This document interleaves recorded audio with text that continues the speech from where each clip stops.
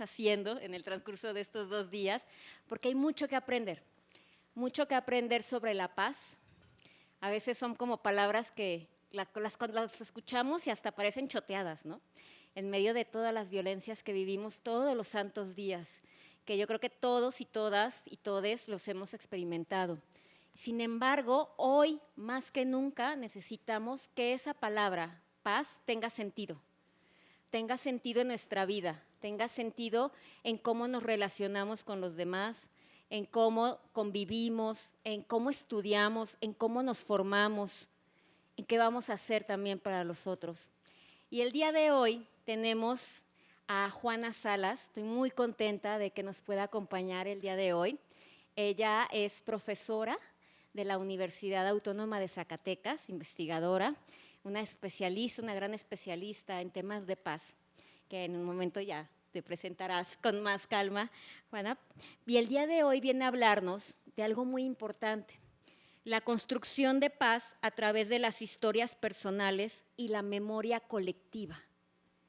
Un tema que estoy segura que a todos nosotros, todas y todos y todes que estamos aquí, nos va a llevar a una reflexión muy interesante sobre cómo todas nuestras memorias, todas nuestras historias nos dicen algo y construyen quiénes somos hoy y quiénes vamos a ser mañana. Así que voy a pasarle el micrófono a Juanita para que se pueda presentar, para que nos cuentes, Juanita, pues un poco tu trayectoria. Y una vez que termine, Juanita, luego voy a presentar a 2 estudiantes que están aquí con nosotros y que estoy muy contenta de que estén. Creo que son personas, además, con mucha sensibilidad para estos temas, y ellos también hablarán un poco de lo que Juanita nos ha expresado. Adelante, Juanita. Gracias, buenas tardes a todas, todos y todes. Yo también estoy muy contenta de estar aquí, es la primera vez que estoy en el ITESO, no será la última porque ya prometí que volveré pronto y ahora me ayudarán a poner la presentación, pero me presento rápido con ustedes. Yo soy de Zacatecas, de la Universidad Autónoma de Zacatecas. Ahí laboro y bueno, pues paso muchas horas de mi vida en esa universidad. Y soy coordinadora del nodo Pedro de Haro de la Cátedra Interinstitucional Mahatma Gandhi y junto con Giovanna parte del grupo de redactores de paz de la NUYES, que pronto será una red de paz y estamos muy contentas por ello. Bueno, pues yo quisiera comenzar con una ironía en lo que me pueden apoyar a poner la presentación. Yo estudié historia, sigo estudiando historia y hasta hace muy pocos meses me di cuenta que no había reparado en mi historia personal ni en mi historia familiar. Y me di cuenta de eso porque llegué a un diplomado de constelaciones familiares y pensé que mi historia personal y familiar la iba a hacer hasta que terminara mi vida, si era un proyecto, pero pues son estos golpes de ego porque en realidad no sabemos cuándo va a terminar nuestra vida, ¿no? Yo tengo un proyecto que pienso que va a llegar a viejita y voy a tener mi huerto y mis gallinas y a lo mejor me alcanza para una vaca y cosas así. Pero ese es un proyecto, como ustedes tienen sus proyectos personales. Sin embargo, no sabemos hasta dónde nos va a alcanzar la vida porque de pronto o nos llega un accidente o una enfermedad terrible o cualquier cosa. Entonces no tenemos que esperar para eso, para construir nuestra historia de vida. Y tampoco tenemos que pensar, porque también tengo colegas que piensan, que hacer nuestra autobiografía es un reflejo de nuestro ego. Considero que desde la paz y la no violencia tenemos que encontrar un punto de equilibrio. ¿Para qué? ¿Por qué? Pregúntense el día de hoy, ¿para qué? ¿Por qué escribir sobre su historia personal y la de su familia? Y en la mañana hablábamos del arraigo a la tierra, de experiencias dolorosas que han llevado a buscar la paz. Entonces, el día de hoy, cada uno de ustedes que están sentados ahí, que me están observando, más que observarme, quisiera que se observaran a sí mismos y pensaran, bueno, yo tengo 15 años, 18, 20, 40, 60, los que tengan, en esa historia de vida que ha pasado. Y en la mañana mencionaba pues que tanto está la violencia como está la paz, como ha estado en la humanidad desde que sabemos que somos humanos. Y entonces en ese sentido, justo nos vamos preguntando qué es la historia, pero también qué es la paz. Y hace rato que me hicieron una entrevista, recordaba una anécdota que siempre cuento y parece vieja, pero a mí me sigue haciendo mucho sentido. Hace unos años daba una materia que se llama Historia Contemporánea, y entonces el programa indicaba la Revolución Francesa, la Primera Guerra Mundial, la Segunda Guerra Mundial, la Guerra Fría, y una estudiante me preguntó, profesora, ¿que no hay otra cosa que guerras? Y yo con una arrogancia le dije no. Y unos años después conocí a Mahatma Gandhi, a Mandela, y ya era doctora en historia, ¿eh? ¿Y qué quiere por qué les cuento esto? Porque también cómo nos formamos. A mí me enseñaron la historia de esa manera y no quiere decir que es la historia, solamente me la enseñaron de esa manera. Incluso cuando me la enseñaron, no había mujeres todavía en la historia. Yo leí en la licenciatura y tampoco crean que fue en el siglo pasado porque estudié en el 2000, del 2000 al 2005 la licenciatura. Ahí no había autoras historiadoras y no es que no hubieran, es que a mí así me enseñaron la historia. Entonces ahora, en este momento de mi vida, estoy en una deconstrucción historiográfica, epistemológica y personal, porque como les comentaba, hasta hace muy poco me pregunté por mi historia familiar. Y así pues me he preguntado, la siguiente por favor, me he preguntado por qué es la paz. Y seguramente ustedes tienen preguntas como ¿quién soy? ¿Por qué estoy aquí? ¿Por qué tengo los papás que tengo? ¿Por qué no tuve otros? ¿Por qué tengo las abuelas, los abuelos que tengo? ¿Por qué no tengo otros? ¿Por qué tengo este cuerpo? Porque nuestro cuerpo es lo más cercano que tenemos y a veces es a quien más maltratamos. Y si hacemos una reflexión de nuestra historia personal en estos años que tenemos, no importa el número. Haz un ejercicio al día, cuántas acciones violentas y no violentas tienes hacia tu cuerpo. Y cuántas acciones violentas, no violentas tienes hacia los cuerpos de los demás. Y por cuerpo hablamos nuestro cuerpo, el del árbol, el del perro, el del gato. Porque hace rato también mencionaba que a la humanidad se nos olvidó que somos humanidad. Y cuando a alguien le decimos animal, bueno, depende del tono, obviamente, pero si le decimos animal, se ofende porque olvidó que es un animal. Y no es el olvido personal, sino que es un olvido social. Entonces, ¿qué es la paz? Tenemos estas grandes tradiciones, la occidental y la oriental, que no vamos a entrar mucho en ello porque sé que muchos de aquí son especialistas. La siguiente, por favor. Pero nos vamos a quedar con esta idea, me gustaría que me fueran siguiendo en esto, pues de que igual que no hay una historia única, tampoco hay un concepto de paz universal. Hay teorías, hay filosofías, hay epistemologías de la paz que han funcionado unas en algún momento, luego funcionan otras, igual que nuestros propios conceptos, incluso igual que nuestro concepto de sí mismo o de sí misma. Yo no soy la misma Juanita de hace 10 años, ustedes no son los mismos de hace 10 años o incluso del año pasado o incluso del 2020, si hacemos una reflexión de qué estábamos haciendo el día que nos encerramos en la contingencia. no somos las mismas personas.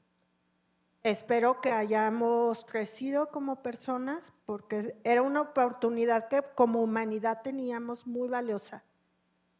Ojalá la estemos aprovechando. Sí, la siguiente, por favor.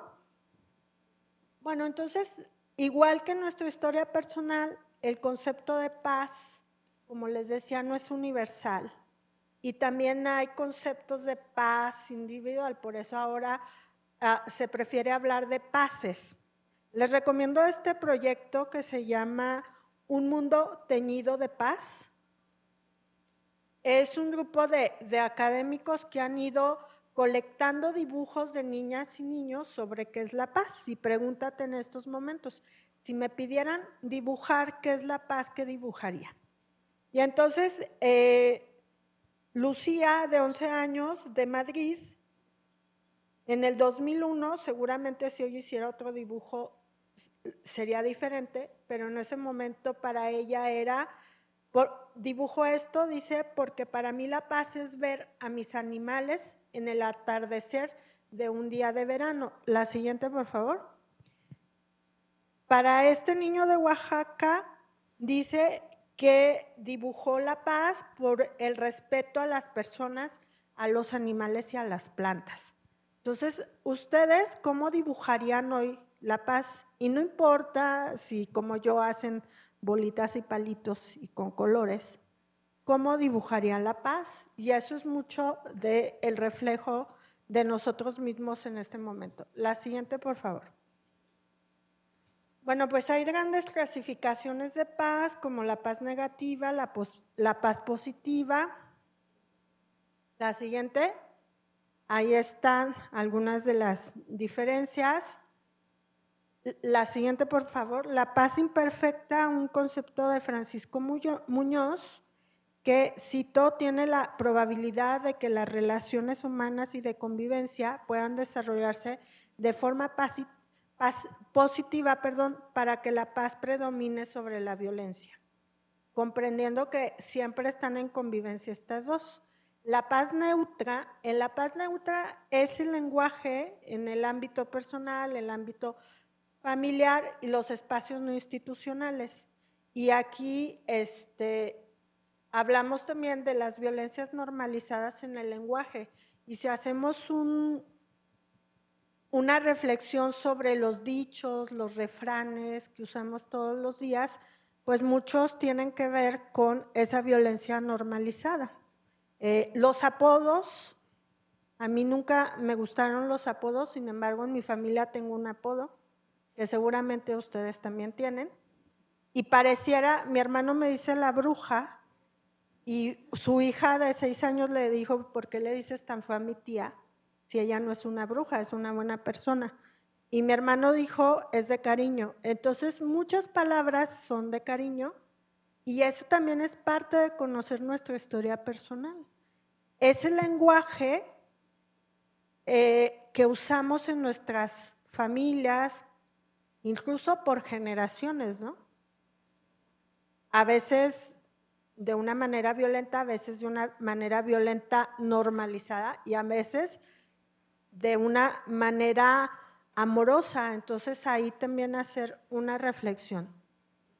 Bueno, estamos en otras maneras de concebir la paz, pues la paz cultural, la paz social y esto que a mí como historiadora me interesa mucho, que es la paz homínida, que contrarresta las ideas de que los seres humanos son violentos por naturaleza. Un poco los estudios que ha hecho Roberto Mercadillo con las neurociencias de demostrar que el cerebro humano no tiene una tendencia violenta, como mucho tiempo se creyó. La siguiente, por favor. Otro tipo de paz que me interesa mucho, que es la paz Gaia, que es la relación con la naturaleza, ¿no? Hacer una reflexión de cómo es nuestra relación con la naturaleza, recordando que nosotros somos naturaleza, porque se nos olvidó en algún momento, y bueno, aquí puse dos ejemplos, la Carta de la Tierra del 2000 y la encíclica del Papa Francisco Laudato Si, la casa común, ¿no? Tenemos vecinos y vivimos en una casa común y hace rato platicaba con alguien de esta película infantil ya de hace unos años, bueno, de dibujos animados más que infantil, perdón, de vecinos invasores. Y ahí la pregunta es, ¿quién invadió a quién, no? ¿Los humanos a los mapaches o los mapaches a los humanos? Y esa es la pregunta que nos podemos hacer.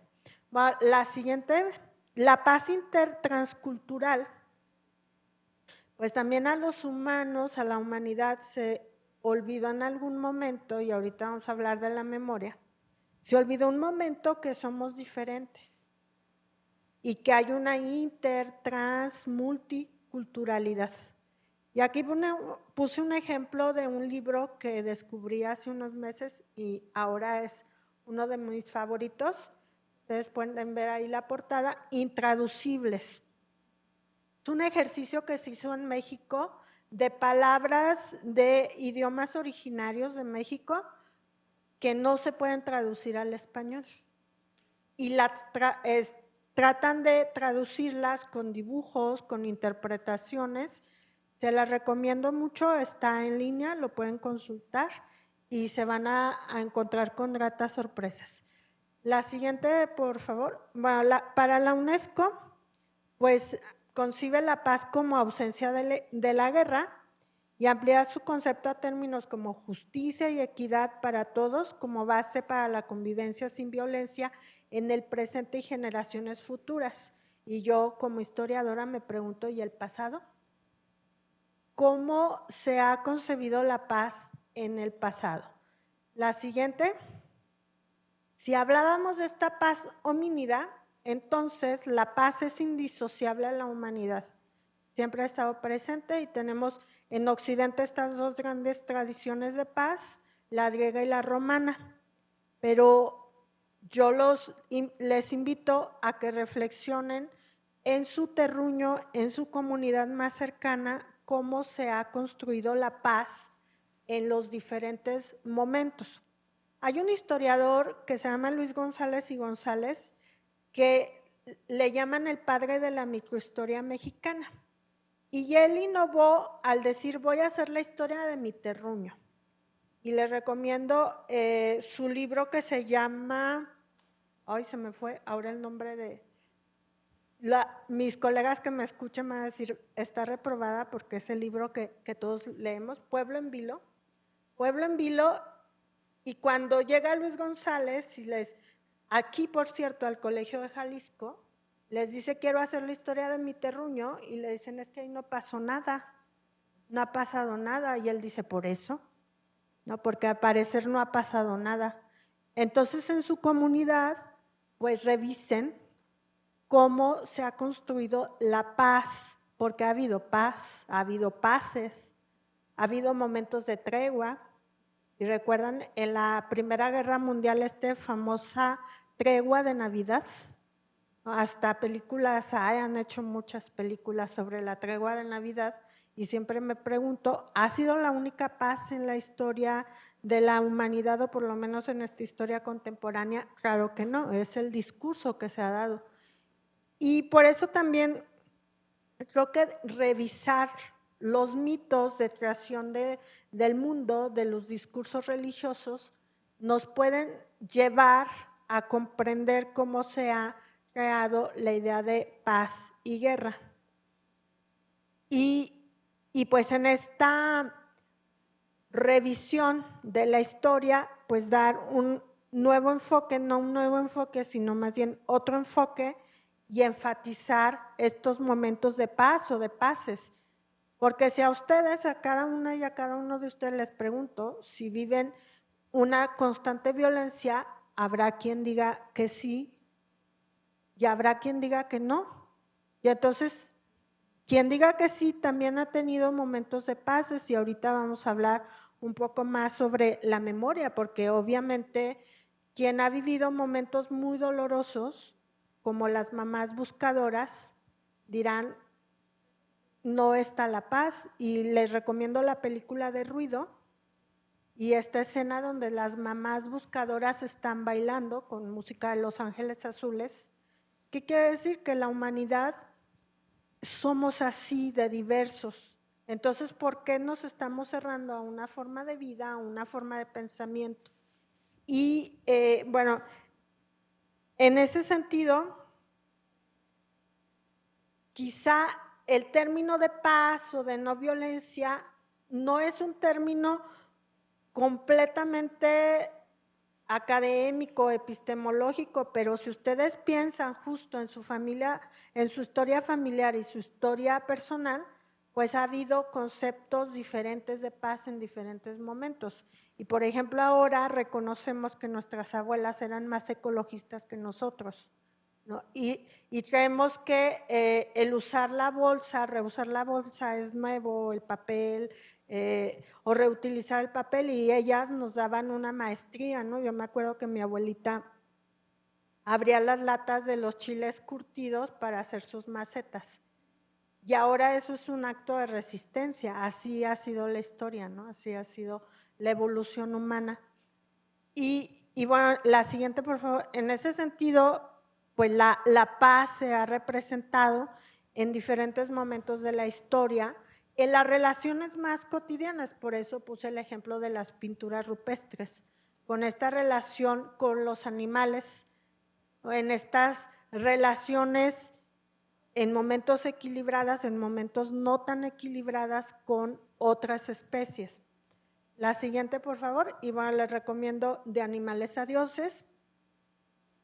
Justo el título es muy provocador, ¿no? ¿En qué momento la humanidad se creyó Dios? Y es toda esta evolución histórica que pasamos de ser animales a dioses. Y por eso a veces cuando le dices a alguien animal, se ofende. Siguiente, por favor. Entonces también hay condiciones comunitarias para la paz.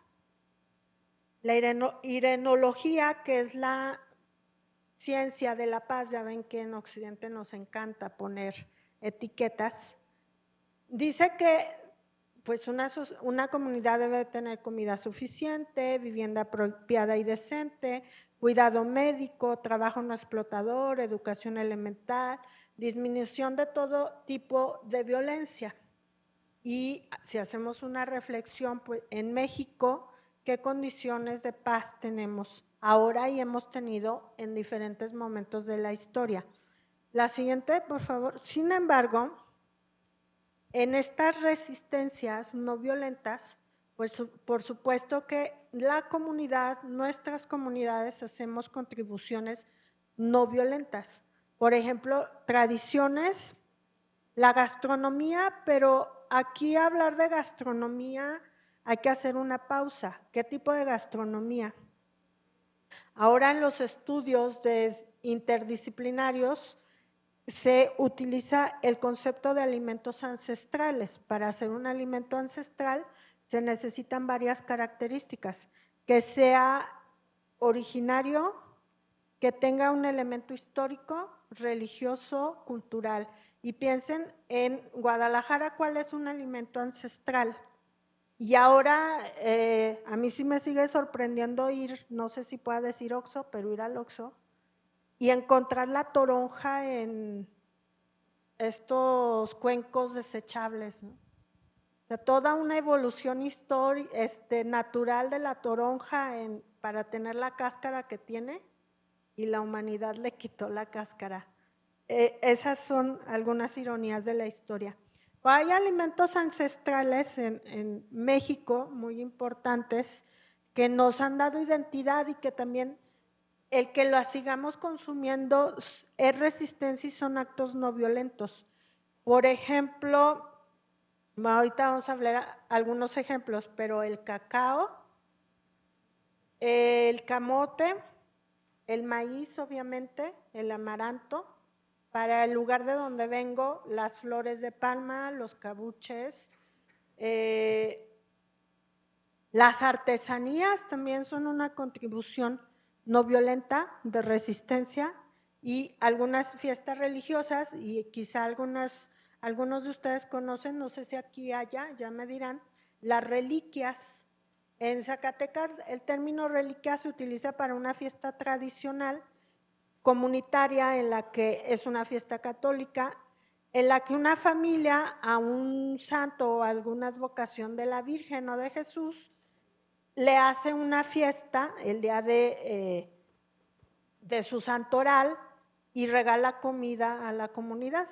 Y la comida que se regala es mole o asado de bodas, sopas, y hay familias que se preparan durante todo el año para regalar la reliquia, y hay momentos importantes en Zacatecas para las reliquias. Por ejemplo, el Día de la Virgen de Guadalupe, en la colonia que yo vivo he contado hasta 40 reliquias, ¿no? Hay diferentes altares y pueden llegar ustedes a compartir con la familia. Llegas con tu topper y te van a dar comida. Luego les paso la agenda porque ya tengo mi mapeo. Algunos ejemplos pues están aquí en las artesanías. Parte de las jornadas vi que hay un taller de ojos de Dios, y los ojos de Dios, igual que las diferentes artesanías, pues también es una manifestación no violenta comunitaria. Y aquí puse algunos ejemplos pues de mi terruño, obviamente. Aquí están los alimentos y esas flores que ven. La siguiente, por favor. Las flores que ven le dicen chochas en algunos lugares, flor de palma, y este es un alimento ancestral. En el semidesierto zacatecano se sigue utilizando. Por ahí ven el amaranto, y he escuchado jóvenes que incluso dicen que estos son alimentos de viejitos. Y eso también nos hace reflexionar sobre nuestras historias personales y nuestras acciones. Piensen en la evolución en la salud y en la enfermedad también que hemos tenido, y esta pandemia de la diabetes. El otro día escuchaba un comercial de radio que decía, la diabetes no se contagia, pero sí se pega. Se pega por los hábitos alimenticios que tenemos. Y entonces he visto mamás que les dan Coca-Cola a los bebés y la rebajan con agua.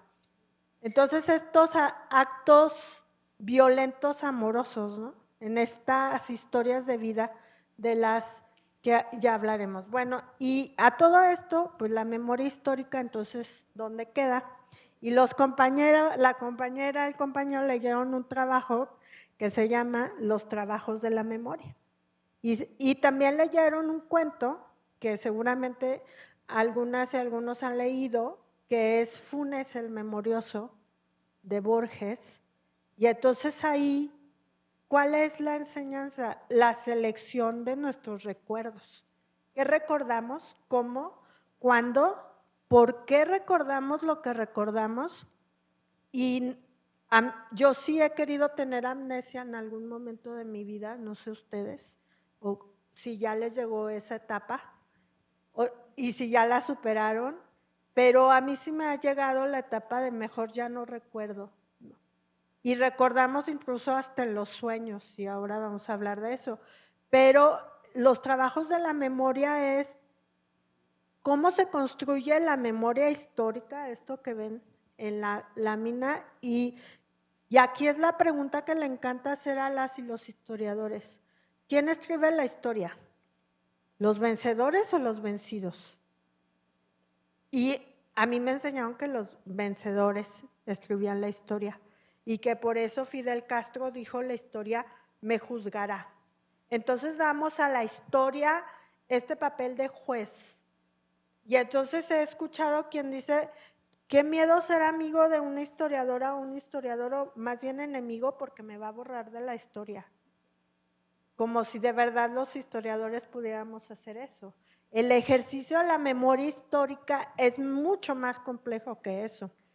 Y hay diferentes fenómenos de la memoria, porque en la memoria tenemos aspectos biológicos, psicológicos, religiosos, míticos incluso, y les recomiendo el libro de Jacques Legoff, Del orden de la memoria. Y ahí él dice que el estudio de la memoria social es uno de los modos fundamentales para afrontar los problemas del tiempo y de la historia, en relación con lo cual la memoria se encuentra ya hacia atrás y ya más adelante. Entonces la memoria, así como nuestra memoria colectiva, hay selección, en la memoria individual también tenemos selección y tiene una función. Por eso les pedí que leyeran el cuento de Funes, porque esa selección es a propósito a veces que olvidamos. Y yo acabo de tener un recuerdo muy terrible de mi infancia, que no se los comento porque es algo que todavía estoy trabajando y no quiero que mi mamá se entere por este medio de eso. Pero, y ahora sé después de unos meses muy dolorosos que me ocurrió a los 6 años. Y fue en un sueño, y entonces le dije a mi terapeuta, es que es un sueño, no es cierto. Me dijo, por supuesto que es cierto. Y si lo estás soñando es que ocurrió. Pero la memoria y el cerebro es maravilloso, que se estresa en ese momento para protegerte. Y entonces se estresó tu cerebro a esa capacidad para que lo olvidaras. Y bueno, tengo 42 años y lo acabo de recordar. Y lo recordé justo porque estoy en este trabajo de mi historia familiar. Entonces, seguramente a ustedes les ha pasado eso, con recuerdos muy dolorosos que a veces quisiéramos que no aparecieran. Pero esos recuerdos dolorosos hay que hacerlos igual que en la historia, nuestros amigos, para comprenderlos, para poder conversar. Y ahora hay una línea en historia que se llama la historia del tiempo presente. Y la historia del tiempo presente trabaja con descendientes de víctimas, por ejemplo, del Holocausto, de la Revolución Mexicana, de la Cristiada, porque ustedes dirán, ya pasaron 6, 10 generaciones de mi tatarabuelo, a mí ya no me ocurrió, ya no tengo ese trauma. Y quizá en algún momento de tu vida se va a manifestar o en alguien de tu familia. Por eso es necesario ir por lo menos vislumbrando cómo se conforma la memoria histórica y nuestra memoria individual. La siguiente, por favor. Y así como me pasó a mí con este recuerdo muy doloroso que ocurrió a los 6 años, pues así ha pasado a la humanidad también. Ha tenido recuerdos muy dolorosos que ha tenido que eliminar, pero de otros hasta se siente orgullosa la humanidad. Entonces, esta memoria histórica, pues es una reconstrucción, y como decía Marc Bloch, un historiador francés, la historia se hace del presente hacia el pasado, porque las preguntas que tenemos en el presente son las que le hacemos al pasado. ¿Y cuál es el presente? Este es el presente. Entonces, las preguntas que tienes ahora hacia el pasado, hacia tu pasado, no son las que tuviste hace 5 años, ni las que vas a tener en un mes o mañana, porque por eso vamos evolucionando como personas y como humanidad. Entonces, según Jacques Legoff, la memoria se ha transmitido, la memoria histórica, desde lo oral y desde lo escrito. Y ya ahorita, al final de esta presentación, les voy a hablar un poco sobre nuestra historia oral y nuestra historia escrita. Y ha tenido pues diferentes momentos. La escritura, el desarrollo de la memoria, de la oralidad a la escritura, y por eso nos enseñaron desde la primaria que la prehistoria y la historia se dividía por la invención de la escritura, que ahora hay toda una revisión de la escritura no es como la conocemos, también son las pinturas rupestres y otras manifestaciones. La memoria medieval, que es un equilibrio entre el oral y lo escrito. Del siglo XVI a nuestros días, que ha habido sobre todo prevalencia a la memoria escrita y diferentes mutaciones de nuestra memoria. Y así ha sido también nuestra memoria individual. Ha ido del oral a lo escrito y a veces muta, como ahora la mía está mutando y seguramente la suya en algún momento lo hará, si no es que ahora. La siguiente, por favor. Y pues también hay momentos en que la humanidad ha tenido que institucionalizar la memoria justo para no olvidar. Y, por ejemplo, el 24 de marzo, pues es el Día de la Memoria, la Verdad y la Justicia en Argentina. Y aquí puse 3 ejemplos, desde el cine, como también se ha manejado la memoria histórica, y seguro vieron esta película que estuvo nominada al Oscar como Mejor Película Extranjera, 1985, Un extraño enemigo, que es una serie de 2 temporadas de la memoria histórica en México, ¿no? De los movimientos estudiantiles en el 68 y en los 70. Y Los murmullos del silencio, que es un documental sobre descendientes de víctimas del Holocausto, con una característica especial, descendientes que viven en México. Y la característica especial es, los papás no les hablaron de, o los abuelos no les hablaron de que habían sido víctimas del Holocausto, porque había sido un momento muy doloroso y no habían encontrado la manera de cómo decirlo. Y a quien no se lo dijeron, pues su memoria se manifestó diferente a quien sí se lo dijeron.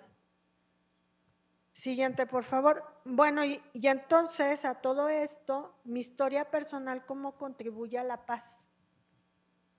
Yo creo que de violencia se habla mucho, y de la mañana que prendí el noticiero ahora, y eso que estoy en unas jornadas de paz, hemos hablado mucho de violencia.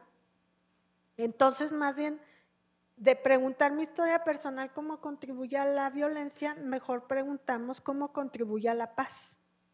Y aquí algunas pautas o algunas ideas, porque ustedes pueden tener mejor que yo, y son: conoce tu historia comunitaria. ¿Conoces a tus vecinos, a tus vecinas, a tu familia? Si eres de un pueblo, ¿conoces a tu comunidad? Si vives en un edificio, ¿conoces a tu comunidad? Si vives en una calle, ¿conoces la historia de esa comunidad? Y a veces pareciéramos extraños viviendo en un mismo edificio, en una misma calle. Y la otra sería también: conoce tu historia personal. Y vas a decir, si vivo conmigo, por supuesto que conozco mi historia personal. Te puedo asegurar que no la conoces, porque la historia personal se va modificando. Y lleva un diario de viaje, porque cuando lleguen a cierta edad se van a dar cuenta que hubieran querido recordar otras cosas y no lo hicieron. Y además nos van a hacer un favor a las y los historiadores, porque nos van a dejar fuentes. Entonces, si escriben las recetas de cocina de sus abuelas, eso es una contribución a la paz y a la no violencia. Porque si tu abuela muere con esos saberes, ¿qué vamos a hacer? Se queda un hueco en la memoria. Y entonces después lamentamos por qué no le pregunté eso. Yo en estos momentos tengo un amigo bastante enfermo, un amigo historiador, y los últimos meses yo le he estado preguntando muchas cosas. Y seguramente no le he preguntado lo suficiente, justo porque mi memoria en estos momentos está dirigida a ciertas cuestiones. Pero hay que hacer nuestra historia personal quitando el mote de es que es egocéntrico. No es egocéntrico, porque vives contigo. Entonces, ¿cómo no te vas a conocer? ¿Y no les parece irónico que yo, que soy doctora en historia, apenas hace unos meses estoy conociendo mi historia personal? Y me digo historiadora, ¿no? Y vivo de eso, o sea, como de eso, pero estoy haciendo, sí soy el claro ejemplo de esto que me decía mi abuelita, de luz de la calle, candil de la calle y oscuridad de tu casa, ¿no? Pero no soy la única tampoco, créanme que si conocen más historiadores y les preguntan, ¿ya escribiste tu historia personal? Te va a decir, estoy haciendo la historia del siglo XVI de Nayarit. Entonces ahorita estoy muy ocupada con eso, pero a la par, para poder comprender mejor la memoria histórica, también hay que conocer nuestra historia. Esta técnica de las constelaciones familiares del genograma a mí me voló la mente. ¿Cómo no se me había ocurrido, si soy historiadora, hacer mi historia familiar? Y en la historia familiar ustedes van a encontrar quizá cosas muy dolorosas, pero hay que saberlo para no repetirlo, para poder decidir con qué estás de acuerdo y con qué no estás de acuerdo en tu familia. Y también es importante en este proceso de reflexión, la reconciliación que tenemos con nuestros ancestros y con nuestras ancestras. Y cuando llegué al diplomado de constelaciones, lo primero que nos dijeron fue: reconoce que en tu familia hay de todo. Ya ha habido de todo. Ha habido mentirosos, mentirosas, violadores, ladrones, buenas personas, infieles, y no es tu familia. En todas las familias ha habido de todo. Y cuando reconoces eso, le das un alivio a tu alma, porque sabes que no tienes una familia perfecta y para qué la quieres tener. Esa es la familia que tienes.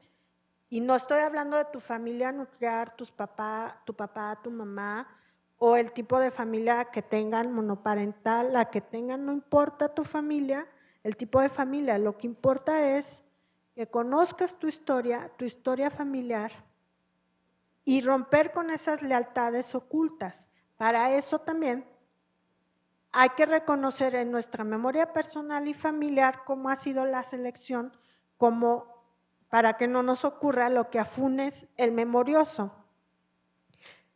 Y esta parte que a lo mejor van a decir, mejor no muevo, indagar en los secretos familiares. Y después, ¿qué vamos a hacer con eso? Pues yo les aconsejo que también, como parte de nuestra historia personal, reconozcamos que no somos todas poderosas ni todos poderosos y que necesitamos acompañamiento.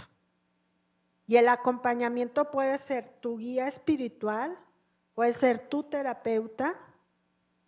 Y sí, las mejores amigas y mejores amigos son de mucha ayuda, pero cuando tienes a alguien profesional te va a ayudar también. Entonces hay que dejar de lado el ego más que escribir nuestra historia personal. Eso no es egocéntrico. Lo egocéntrico es decir, yo no quiero saber nada, yo no necesito, yo sé todo, porque también hay que reconocer y trabajar nuestros traumas. Y nuestros traumas no solo son de nosotros, sino que hay traumas generacionales. Y que para eso también sirve nuestra historia personal y familiar. Y en este libro, de Este dolor no es mío, indagar en los traumas es el vehículo para el viaje, es el lenguaje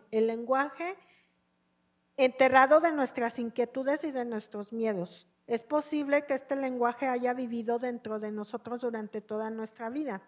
Pudo surgir con nuestros padres o incluso hace más generaciones, por ejemplo, con nuestros abuelos. Es probable que a lo largo de ese camino nos encontremos con familiares nuestros, a unos los conocemos, a otros no, algunos habrán muerto hace muchos años, pero tenemos lenguajes familiares. Y quizá ustedes o alguien cercano a ustedes dicen, ¿y por qué siempre esa persona o yo tengo problema con el dinero? Tengo un amigo que tiene problema con el dinero todo el tiempo y le dije, quizá tengas que hacer una relación de sanación con el dinero, y me dijo, tú y tus ideas hippies. No, yo estoy bien con el dinero, pero el lenguaje nos hace también, es un conductor, y el lenguaje escrito y oral es un conductor para cómo reflejamos nuestra historia y trabajar, por supuesto, nuestra historia. La siguiente, por favor.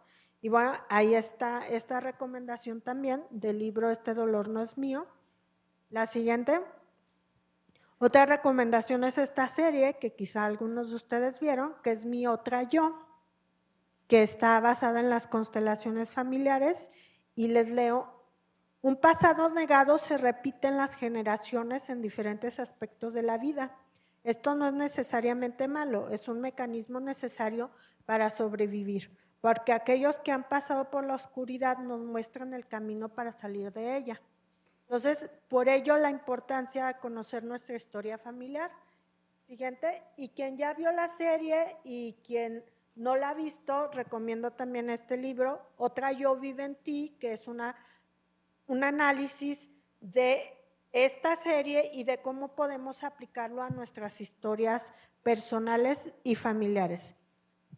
Y bueno, para no cansarles, pues un último ejemplo, les hablaba de la escritura y de por qué es importante escribir, y en mi caso personal también es muy importante leer, a veces más que escribir. Y tengo 2 años leyendo solo a mujeres, y ayer me estaba preguntando por qué estoy leyendo solo a mujeres. En algún momento dije, a partir de hoy leo solo mujeres, solo escritoras. Todavía no sé por qué, pero estoy en ese camino. Y leer y escribir son un acto sanador. Aquí está, por ejemplo, este libro de Rosa Montero, La ridícula idea de no volver a verte, donde ella encuentra similitud con la historia de Marie Curie, ¿no? Y a partir de que está escribiendo sobre Marie Curie, encuentra un camino para sanar el dolor que dejó la muerte de su esposo. Este libro que acabo de conocer hace muy poco, Somoza, de Ligia Urroz, que trata del dictador Somoza Debayle de Nicaragua. Y ese es un maravilloso ejercicio de la memoria, porque ustedes seguramente les ha pasado, como a mí, que pensamos, pero ¿por qué dicen que esa persona es mala si conmigo es muy buena? Y eso le pasó a la autora, este es un tipo de autobiografía, Ligia Urroz. Ella cuenta cómo por historia familiar tuvo una relación muy cercana con Somoza, el dictador, y cuando ella llega a México y le dicen es que es un dictador, es un sanguinario, está matando miles de personas, Nicaragua está en la peor dictadura, ella no comprende cómo esa persona que cuando era niña jugaba con ella en el mar, le daba chocolates, le decía bonitas palabras, jugaba con ella, era un dictador. Entonces hace este ejercicio maravilloso de la memoria. Y seguramente a usted les ha pasado de tu abuelo, tu abuela o tu papá es un tal por cual, ¿verdad? Y una lista muy larga de adjetivos. Y dices, pero es mi papá. Y a veces en un ejercicio menos complicado, menos doloroso, más doloroso, personal, como son los caminos personales, tenemos que hacer una identificación de nuestro papá, de nuestra mamá en esta sanación de la historia, ¿no? Con nuestros ancestros y nuestras ancestras. Y seguramente ustedes conocen este libro que ha ganado varios premios, El Invencible Verano de Liliana.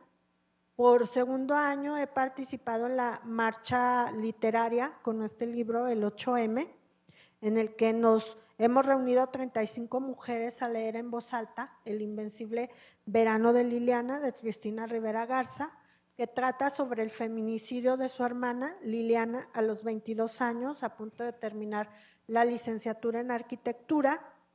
Y Cristina se tardó más de 30 años en poder escribir sobre Liliana.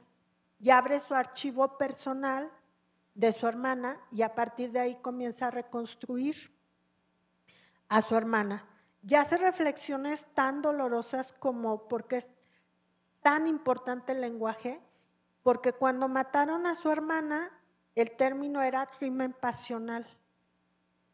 Y ella dice, no fue un crimen pasional, es un feminicidio. Y el crimen pasional revictimiza. Y es como si ella hubiera tenido la culpa de que la mataran. Y en los 90 eso era un término normalizado. El crimen pasional. No existía la palabra feminicidio. Y Cristina, al calificar el asesinato de su hermana como un feminicidio, hace un acto sanador. Y también, como vimos desde la mañana, pues no puede haber paz sin justicia. Ella sigue buscando la justicia para el feminicidio de su hermana. Siguiente, bueno, para el cierre, descubrir y sanar tu historia personal, familiar y comunitaria contribuye sin duda a la paz y a la no violencia. Y no va a ser quizá un camino fácil, quizás sea un camino muy doloroso, pero si no lo haces, pues es como, ven que yo tengo aquí un parche porque tengo una herida, mi prótesis de rodilla está infectada y no cierra, y es una herida muy pequeña, pero no cierra porque no ha sanado. Si cerrara, y alguna vez cerró, se hizo una bola enorme que era de pus. Entonces, si no sana, y fue muy doloroso, si no sanamos esta historia personal, familiar y comunitaria, pues se va a hacer como en mi herida una bola de pus. Y solamente parece que está cerrado y no lo es. Y en algún momento va a reventar y será más doloroso. Por lo tanto, para ir sanando, creo que también es importante reconocer nuestras violencias que hemos ejercido, sí, porque la humanidad es fantástica para culparse a sí misma, ¿sí?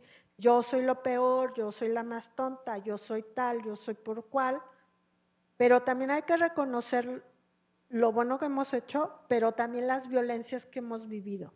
Y reconocer la violencia que hemos vivido también es muy doloroso. Porque si a mí me preguntan, ¿has sido acosada? Les voy a decir que sí. Pero para reconocer que he sido acosada fue un proceso muy doloroso. Si me dicen, ¿has sufrido violencia física? Les voy a decir que sí. Pero para reconocerlo ha sido muy doloroso. Si me preguntan, ¿has sufrido violencia sexual? Les voy a decir que sí, pero ha sido un proceso muy doloroso. Reconocer las violencias que ejercemos y las violencias que han ejercido hacia nosotros o las que hemos ejercido hacia nosotras mismas y mismos es doloroso, pero creo que es un camino que cada una y cada uno de ustedes encontró o encontrará en el momento adecuado. Por lo tanto, pues yo les invito, como decía en el foro Magis en la mañana, a que construyamos nuestro camino de ahimsa, de no violencia, y la ahimsa, que es este término sánscrito de no violencia, pues también es personal. Al igual como comencé, no hay un concepto universal de paz, no hay un concepto universal de ahimsa. Es personal, es comunitario, es familiar. Y quisiera terminar, Adela, la siguiente por favor, con esta oración de Francisco de Asís. Esta que puse la versión católica, pero también está la adaptación budista. Y bueno, la oración dice, seguro la conocen: oh Señor, hazme un instrumento de tu paz. Donde haya odio, que lleve yo el amor. Donde haya ofensa, que lleve yo el perdón. Donde haya discordia, que lleve yo la unión. Donde haya duda, que lleve yo la fe. Donde haya error, que lleve yo la verdad. Donde haya desesperación, que lleve yo la alegría. Donde haya tinieblas, que lleve yo la luz. Y está en el momento que esté viviendo cada quien de manera personal, creo que la podemos adaptar a nosotros mismos, ¿no? Si hay odio en este momento en mi vida, mejor llevo amor. Si me estoy ofendiendo, mejor el camino del perdón. Si tengo discordia conmigo, procuro una unión, y así pueden ir ejerciendo cada oración. La siguiente, por favor. Bueno, hasta aquí mi intervención. Yo solamente quiero compartirles y quise compartirles esta tarde, más que mi proceso académico y esta memoria histórica, pues es el cómo construir, porque sigo construyendo mi historia personal, me ha ayudado en este camino de la no violencia. Muchas gracias. Muchísimas gracias. Muchas gracias, Juanita. con el cariño que le tenemos, siempre le hemos llamado Juanita, entonces voy a seguirte llamando así. Creo que esta intervención también nos permite ver la importancia de la memoria como un espacio de construcción personal, pero también como un espacio de construcción político, un espacio de construcción que nos permite ser rebeldes, ¿no? Creo que muchos de ustedes que son jovencitos, jovencitas, ¿no? Nos encanta la rebeldía y de esa rebeldía, la construcción de la memoria yo creo que tiene que ser una de las mayores rebeldías en un mundo donde todo es rapidísimo, donde todo es ya, o sea, fue trending topic hace 2 minutos y ya acaba de cambiar y ya otra cosa es trending topic, ¿no? O sea, fue una noticia súper importante ayer y hoy hay otra. Y nuestra vida a veces la vivimos así, como un trending topic. No, ahora súper importante, ¿no? Y sale en el Instagram la foto en la playa, padrísima, todo, y luego al día siguiente ahora es otra y ahora es otra, y pareciera que se va difuminando quiénes somos realmente. ¿Cómo construimos memorias? Solo podemos construirla a partir de cómo nos conocemos, de generar un camino hacia adentro y al mismo tiempo de cómo hacemos una memoria colectiva, de aquellas cosas que estamos viviendo en este momento y que nos mueven y que nos dicen, no lo dejes pasar como una noticia más. Hoy pasó algo muy duro, fue ayer en la noche y ustedes lo vieron con los migrantes. Si por ahí alguno de ustedes no ha visto la noticia, les pido que la busquen. Fue una desgracia realmente para todo nuestro país. Y eso a mí me lleva a pensar que no se vuelva un trending topic. Las situaciones que vivimos son sumamente importantes para que reconozcamos que la construcción está en nosotros.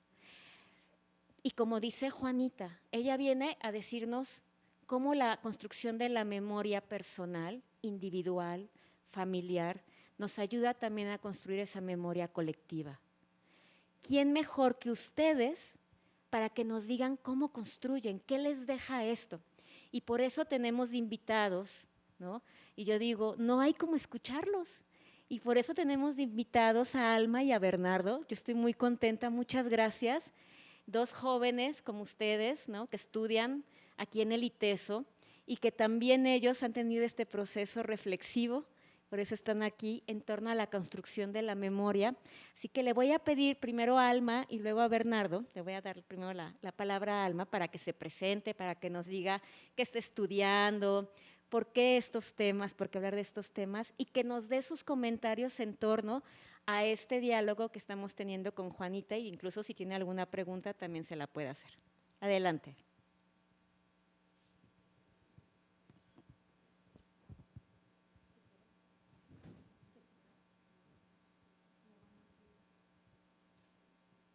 Ya, gracias. Muchas gracias, Giovanna, por la invitación. Gracias, Juanita. Es un gustazo tenerte aquí en la ciudad y todavía más en el ITESO. Entonces, pues de manera súper rápida, para ya entrar directo al comentario, pues mi nombre es Alma Huizar, estoy estudiando Relaciones Internacionales y estoy en 6º semestre. Y bueno, a mí este es un tema que la verdad me llama muchísimo la atención y lo he trabajado. Más que nada, igual en un momento voy a profundizar un poco más al respecto, porque pues así como se habla de pases, también se habla de memorias. Entonces, pues vivimos como en una constante disputa de memorias y por saber cuál es en realidad la verdad que permanece. Pero bueno, pues ya pasando directo un poquito más al comentario, igual voy a seguir la estructura, primero un poco de paz y ya después pasamos a la memoria. Y bueno, pues atendiendo lo que nos tiene aquí, pues la paz podemos decir que es un objetivo al cual todas las personas de una u otra manera aspiramos. Sin embargo, el reto está en cómo la alcanzamos. Y si bien no hay una fórmula perfecta, para ello. La verdad es que sí hay importantes avances en la materia y a partir de eso podemos saber, por ejemplo, que los métodos para alcanzar la paz no pueden ser contraproducentes con sus objetivos. Y también sabemos, ya como nos lo comentaba Juanita con el concepto de la UNESCO, que tampoco podemos ver la paz como simplemente la ausencia del conflicto o de la violencia.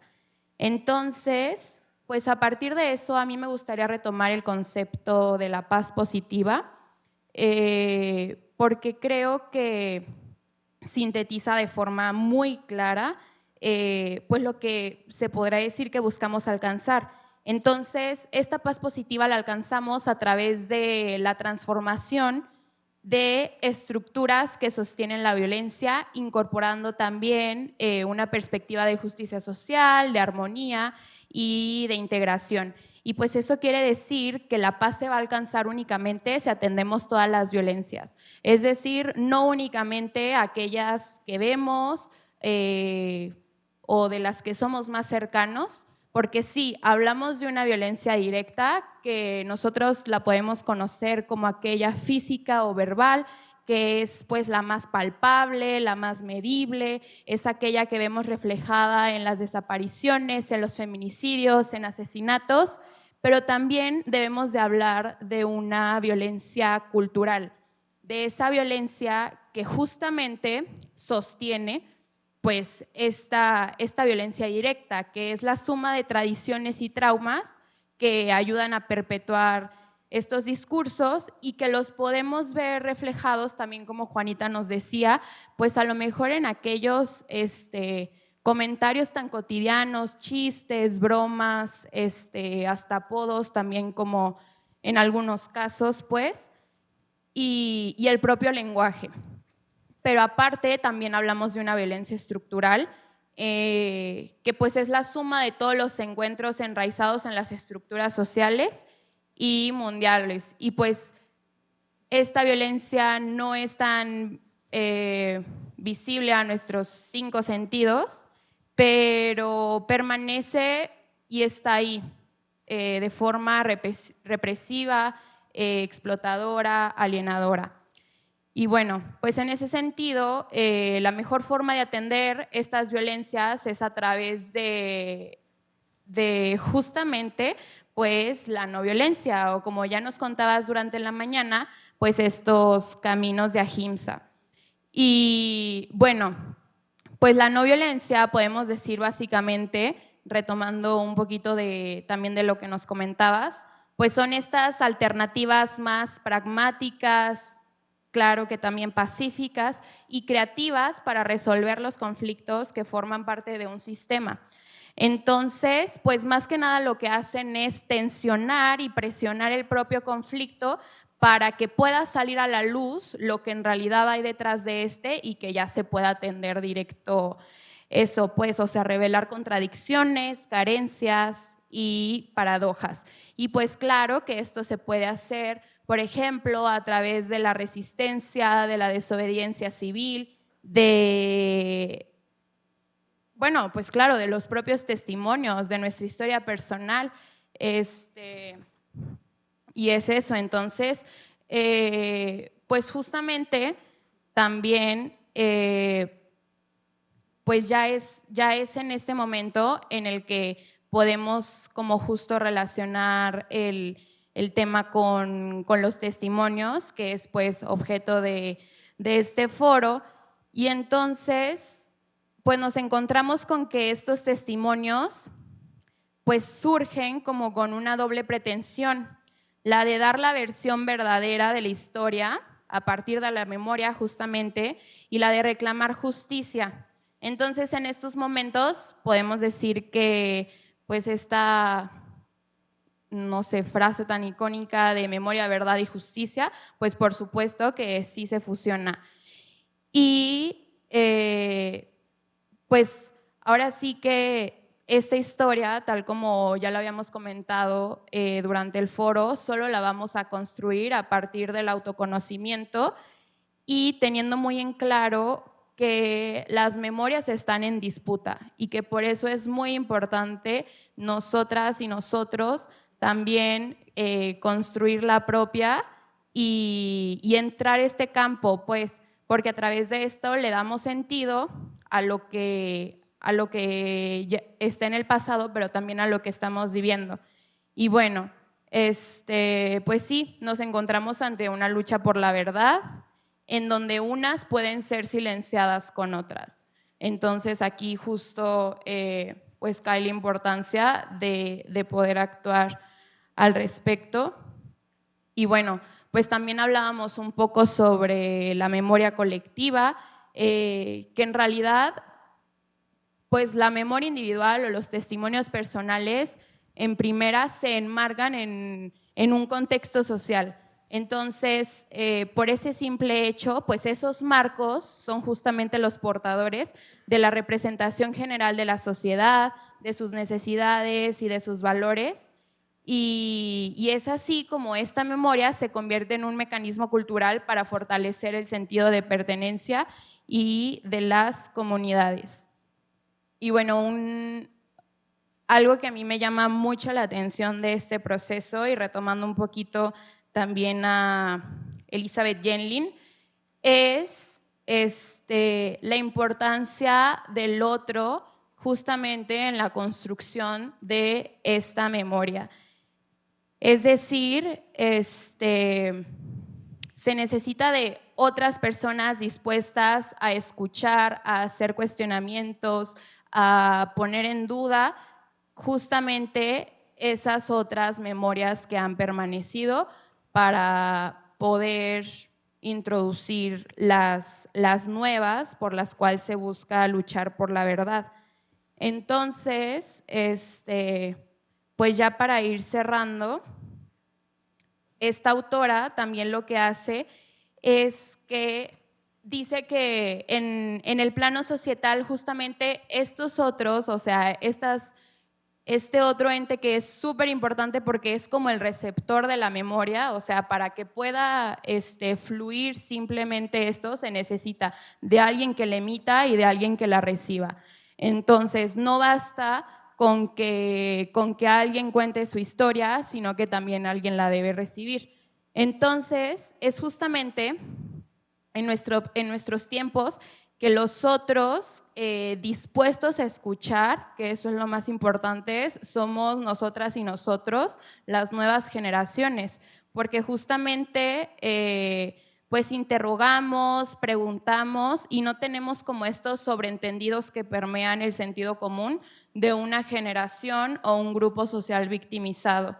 Y también esta función del otro lo puede cumplir pues aquellos grupos que están como en otros contextos culturales o sociales, y pues aquí el diálogo intercultural, como en muchos otros procesos sociales, es fuente de creatividad.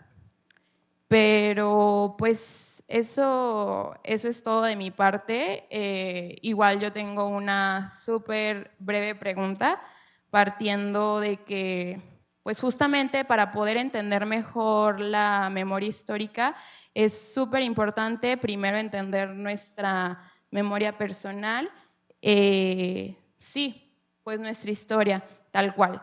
Entonces, pues yo quiero saber si tienes así como algunos primeros pasos justamente para entrar en este proceso, porque claro que no es fácil, ya se comentaba, pues sí, es todo un proceso lleno de emociones y que implica todavía más, o sea, no es así de fácil como recordar. Entonces, pues nada, saber cómo podemos empezar con esto. Muchas gracias, Alma, por tu intervención y por la profundidad también de explicarnos desde la paz o desde la construcción de paces hasta la importancia de la memoria y de la memoria con ustedes. Ustedes como personas jóvenes que están estudiando la carrera y que muchas veces nos olvida la importancia de hacer preguntas. La pregunta como un detonador básico para poder comprender la historia del otro, de la otra y de mí misma. Le paso ahora la palabra a Bernardo. Bernardo, muchísimas gracias por estar aquí. Bienvenido. Por favor, te puedes presentar y que nos pudieras también hacer el comentario del día de hoy. Claro, muchísimas gracias. Primero que nada, muchas gracias por haberme invitado. La verdad, se aprecia bastante. Y también a la señorita Juana por haber venido aquí al ITESO y por darnos esta explicación sobre lo que es la paz en la sociedad, cómo mantenemos vivo a las personas, a nuestros seres queridos y cómo tenemos esa imagen en nuestras vidas y cómo también ha sido difusión en toda una sociedad y cómo ha avanzado a través del tiempo. Y bueno, yo estoy actualmente estudiando ingeniería ambiental, estoy en segundo semestre y algo importante que me gustaría recalcar para empezar es sobre cómo a través de la historia varias personas, familiares, amigos, incluso gente que podemos conocer vagamente en nuestras vidas, han sido realmente clave para nosotros en el sentido de cómo hemos pensado y cómo hemos también adaptado ciertas actitudes para realmente traer cierta armonía, qué valores hemos traído hacia las otras personas, en cómo lo recordamos y en cómo eso puede servir para traer paz a la sociedad, cómo ha sido una dicha de justicia. También en la parte de la memoria colectiva, cómo hemos perdido también y cómo hemos pensado sobre ciertas historias, cómo también hemos tenido en cuenta algunas cosas que se han ido modificando a través del tiempo y creemos que es parte de la memoria, ¿no? Pero también sobre la importancia de cómo eso ha traído la paz al mundo. También me gustaría recalcar, salud, sobre cómo nosotros mismos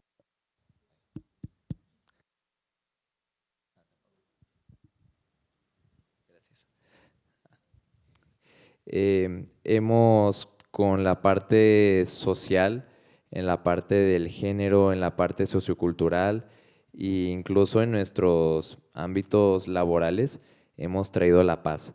Y creo que es muy importante recalcar, como por ejemplo en mi área de ingeniería ambiental, cómo podemos tener esa equidad con el medio ambiente, cómo también ha sido de gran apoyo el saber qué actitudes ha pasado en mi familia para llegar aquí y tener cierta mentalidad. Como nos decía Juana, que hay muchas personas en nuestra familia que han pasado, que ahora sí han tenido un papel fundamental en nuestras vidas de una u otra forma, el cómo somos, el cómo pensamos e incluso también cuál es el cambio que queremos traer a nuestras vidas, ¿no? Todo el problema que nos ha conllevado nosotros a ser, incluso con el sentirnos inconformes, el preguntarnos por qué soy así, creo que esa es una buena parte para empezar a traer esa paz, ver qué es lo que nos hace sentir esa injusticia, ese coraje y pues incluso tratar de tener un cambio. Y me gustaría más que nada recalcar en el sentido de cómo una memoria colectiva ha ido también cambiándose y cómo se ha borrado ciertas distorsiones y perturbaciones que hemos tenido, ya que son historias que uno mismo las va bloqueando, la sociedad las puede ir bloqueando y es mejor olvidarlas.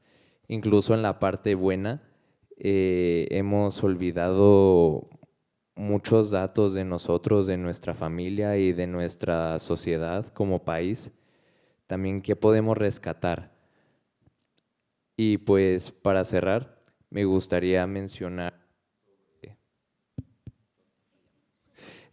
ahora sí, me gustaría mencionar sobre cómo cada uno de nosotros, incluso poniendo es arena, puede realmente causar un gran impacto. Cómo con el contagiar a un valor, con una frase, con un consejo, puede realmente traer paz y traer una concordancia y un acuerdo con las demás personas para ahora sí que realmente tener una equidad y tener una justicia.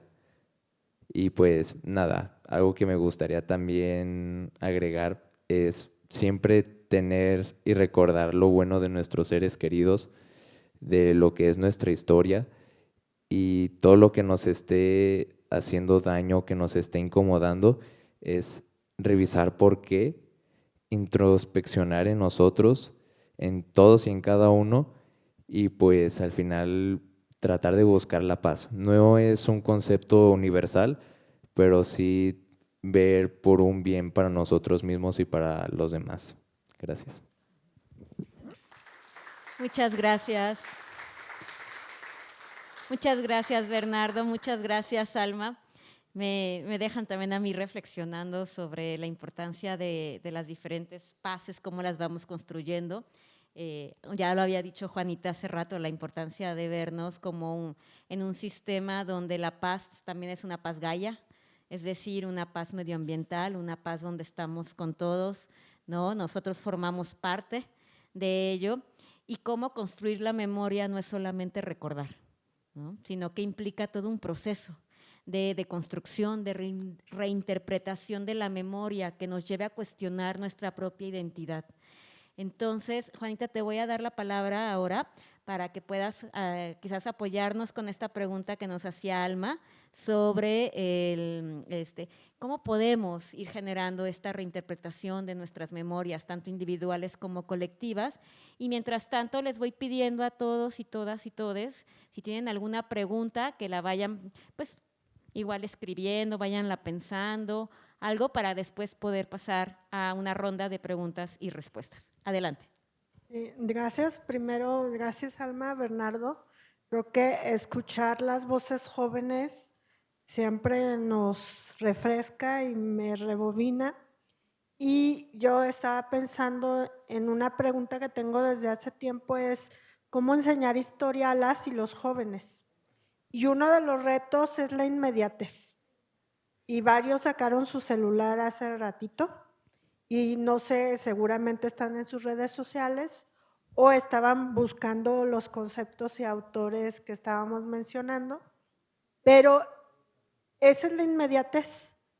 Tenemos que cubrir la inmediatez para llegar a este proceso largo de la historia. ¿Cuáles son algunas pautas? Estaba pensando, seguro vieron, y si no se las recomiendo mucho, la película de Encanto. Y la mayoría de las niñas y los niños, su canción favorita fue No se habla de Bruno.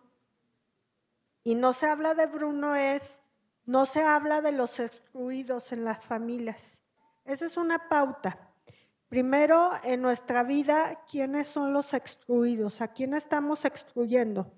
Quizá a ti mismo, y eso hay que hacer una revisión. Pero también en la historia, en la memoria colectiva, ¿quiénes son los excluidos? Por ejemplo, el concepto de locura. En algún momento de la historia, los locos fueron leprosos. Los leprosos eran locos porque tenían esa enfermedad y entonces tenían problemas mentales. Entonces, ¿quiénes son los excluidos en nuestra historia personal, en nuestra historia familiar, en nuestra historia comunitaria y en la historia de la humanidad? Esa es una pauta. Otra, haz una revisión de tus filias y tus fobias. ¿Qué te gusta y qué no te gusta? En este libro, por ejemplo, de Este dolor no es mío, que habla de los traumas, esos traumas que seguramente no son tuyos, sino que son heredados. ¿Qué es lo que no soportas ver? Yo, por ejemplo, todavía no descubro, pero ¿por qué? Pero yo no puedo ver películas que tengan que ver con la pedofilia. Y tampoco puedo ver películas donde maltraten animales. Eso tiene que ver seguramente con mi historia personal y familiar. Entonces, ¿qué es lo que no soportas ver? ¿Cuál es tu fobia? ¿Cuál es tu más grande miedo? Y ya he descubierto que uno de mis grandes miedos es tener que salir de mi hogar de un día para otro. Nunca he tenido que ser refugiada, espero no tener que serlo, pero ese es uno de mis grandes miedos. Entonces, ¿por qué tengo miedo a eso? Hacer una revisión de tus filias y tus fobias, de tus miedos, pero también, como lo dije, de tus filias. ¿Por qué te gusta lo que te gusta? ¿Por qué te gusta quien te gusta? Todo tiene una razón de ser en nuestra historia personal, familiar y de la humanidad. Y llevar un diario creo que ayuda mucho, porque vas a hacer justo esta reconstrucción de memoria. Si ahora tienes 18 años, cuando revises tu diario a los 30, vas a decir, pero estaba escribiendo eso, y si dices eso, ha habido una evolución. Y ahora que yo tengo 42, cuando llegue mi diario y lo revise a los 60, que espero llegar a vivir 60 años, decir, esto me estaba pasando a los 40 y me atreví a decirle eso a esos jóvenes, porque eso es parte de nuestra evolución histórica. Por eso les recomendaba mucho el libro de Cristina Rivera Garza, del Invencible Verano de Liliana, en este trabajo de introspección, de una introspección de historia personal y familiar, y ustedes van a encontrar cómo Cristina Rivera Garza hizo una reconstrucción de la memoria de su hermana, de su memoria a partir de archivos, del archivo. ¿Y saben cuál era el archivo de Liliana? Las cartas que no envió a sus amigos, las cartas que no envió a su novio de ese momento, las cartas que le enviaron, los recortes de periódico que tenía. En una nota puso una frase de la canción Lucha de Gigantes, y a partir de eso puso que, bueno, cantaba esa canción con una de sus amigas. Después de 30 años, Cristina buscó a esa persona para preguntarle por qué le gustaba esa canción a su hermana, y supo que esa era una de sus canciones favoritas. Entonces, ir también contribuyendo a nuestra memoria colectiva es ir dejando huella. Si estamos dejando una huella de carbono hídrica muy costosa para el planeta, ¿por qué no dejar una huella histórica que ayude a esta construcción de paz? Pero doy paso por si tienen alguna pregunta. Muy bien, damos paso a alguna pregunta, comentario que quisieran hacer.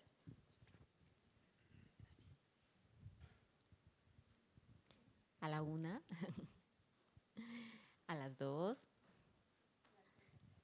Sí, aquí tenemos una con Gerardo. Muchas gracias, Gerardo.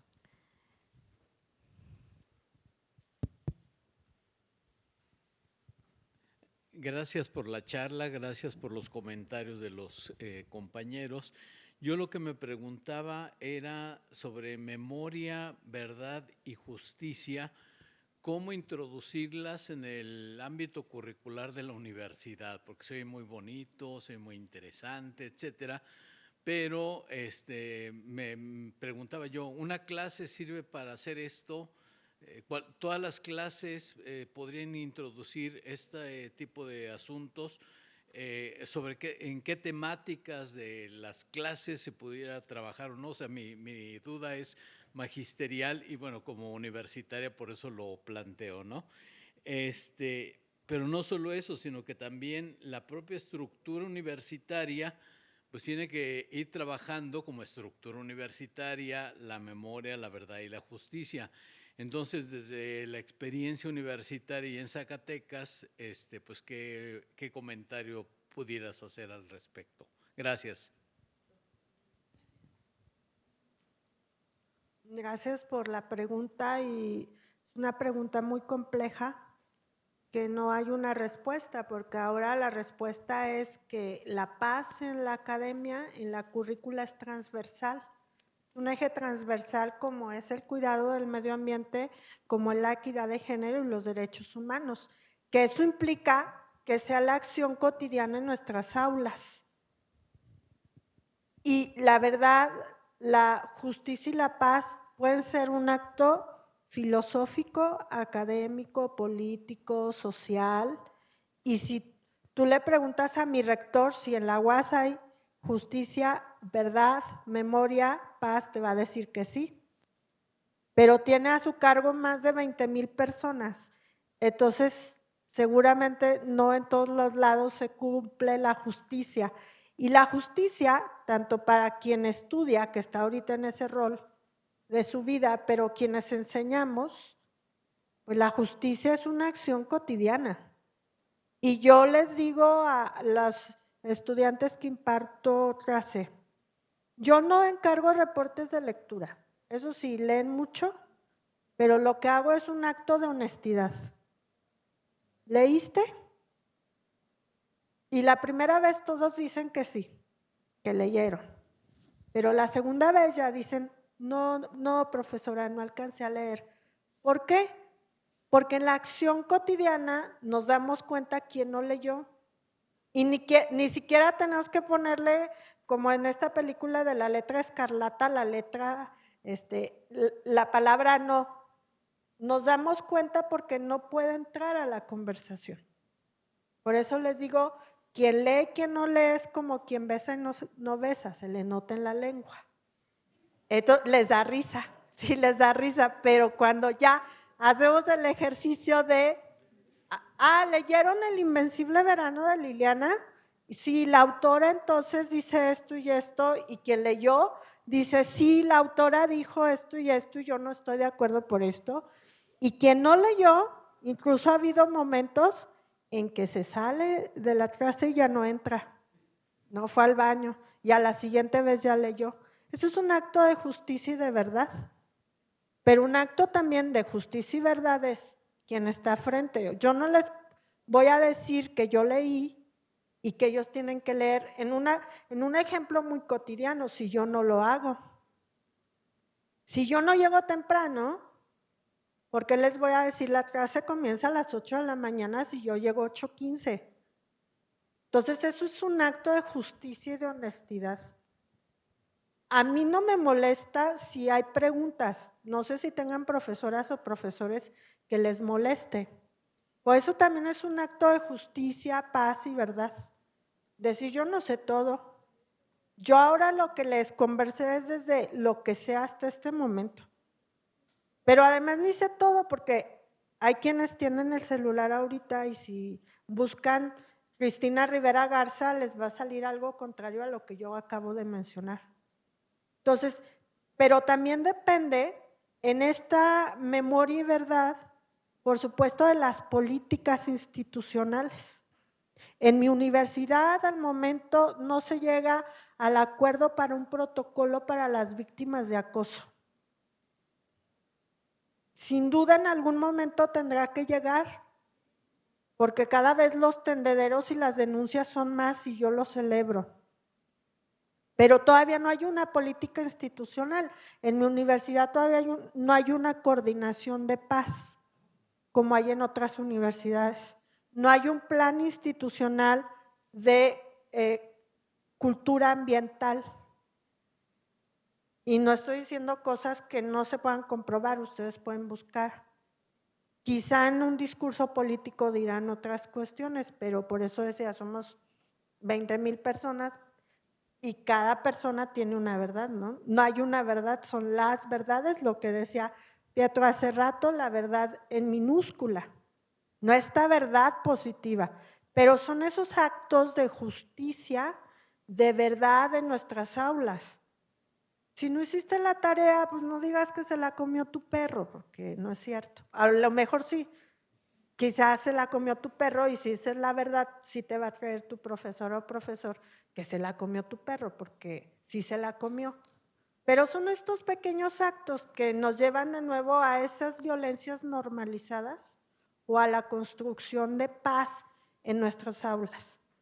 Es muy complejo. O sea, y lo que decía Pietro también hace rato, la construcción del pensamiento crítico, del pensamiento complejo. seguramente en sus aulas se reconocen como interculturales, como diversos. Y eso también lo celebro, pero hay aulas donde aún de la homosexualidad no se puede hablar, porque al profesor, a la profesora le molesta la palabra homosexual. Entonces, estas construcciones de las aulas, que hay mucha bibliografía sobre la construcción de aulas pacíficas o aulas violentas, pero creo que está en esa construcción cotidiana. Muchas gracias. Muchísimas gracias, Juana. Queremos agradecer a todos, a todas, a todas por haber venido. También a nuestros invitados, muchas gracias, a Bernardo, Alma. Creo que el día de hoy nos llevamos muchas cosas para reflexionar. En primer lugar, tenemos que la paz es una construcción continua que nos mueve, que no es algo solamente a lo que lleguemos, sino que es algo que tenemos que ir haciendo día a día, paso a paso, y no lo podemos hacer si no nos conocemos, si no nos damos cuenta y reconstruimos nuestra memoria, esa memoria individual, la que están ustedes haciendo, pero también esa memoria colectiva. ¿Dónde está esa colectividad? En tu familia, con tus amigas, con tus amigos, con tu comunidad, con tu colonia, ¿no? Con tu México. Aquí tenemos mucho que ir haciendo y que nuestras clases también nos ayuden a eso, a seguir construyendo paz. Nosotros vamos cerrando el día de hoy en este foro, pero nos queda todavía una actividad más. Para quien quiera seguir, vamos a irnos ahora a la hora de la biblioteca, ¿sí? Donde va a estar Javier Sicilia con el vínculo entre la espiritualidad y la literatura, una exploración literaria. Y el día de mañana seguimos con nuestras jornadas de paz, donde en el Auditorio M, todos lo conocen, vamos a tener a Pietro Ameglio, a Luis Enrique González, a Gabriel Hernández de la Secretaría de Planeación y Participación Ciudadana, a Renata Pérez y a Ana Isabel Escalera en el Auditorio M con la construcción de paz desde la resistencia civil no violenta. Así que tenemos un buen camino, vamos a seguir ahondando en ello. Muchas gracias a todos y todas, gracias y que pasen bonita tarde. Hasta luego.